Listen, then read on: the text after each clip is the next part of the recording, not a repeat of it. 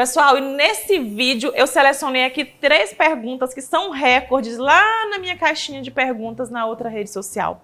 Então vamos lá para a primeira pergunta, que essa, olha, é campeã. Eide, quando eu vou dobrar uma receita de bolo, eu preciso dobrar também a quantidade de fermento?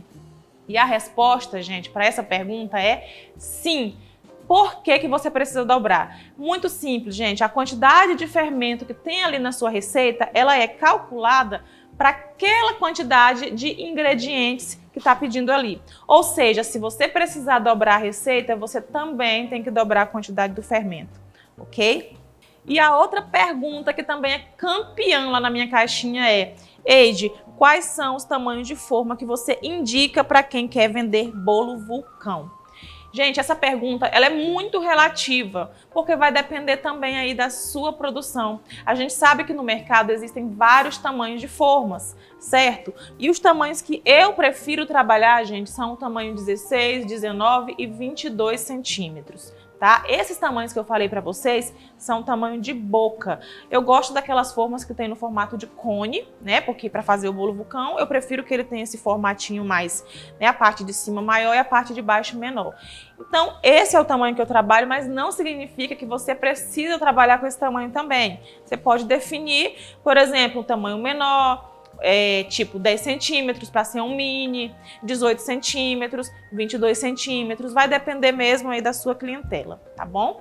Mas os tamanhos que eu uso são esses, 16, 19 e 22 centímetros.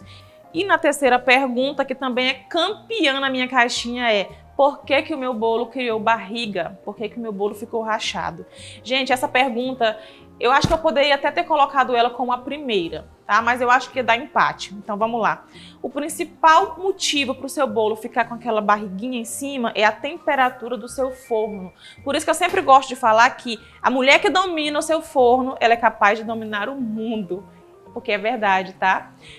A temperatura muito alta do seu forno vai fazer com que o seu bolo cresça muito rapidamente e ele vai ficar com aquela erupção ali em cima, certo? Então, se o seu bolo está acontecendo isso, você tem que ir regulando a temperatura. Mas não é que você vai interferir ali, interromper no meio do processo para ficar diminuindo. Não. Se você está acostumado a assar o seu bolo a 180 graus, por exemplo, e ele está dando barriga, o próximo que você for fazer, diminui para 160, começa a assar a 160. Se mesmo assim continuar dando barriga, você vai colocar 140 até você descobrir a temperatura exata. Normalmente, quando você compra um forno novo que você nunca utilizou, você tem que fazer esse teste.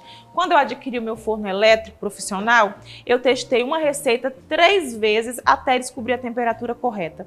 Então, se você seguir essas dicas, eu tenho certeza que nunca mais os seus bolos vão ficar com aquela barriguinha. E se você gostou desse vídeo, compartilha com todo mundo. E deixa eu te contar, a gente vai ficar com esse quadro aqui em aberto. Então mandem suas perguntas lá na caixinha na outra rede social, que eu vou selecionar 3 perguntas para estar respondendo aqui.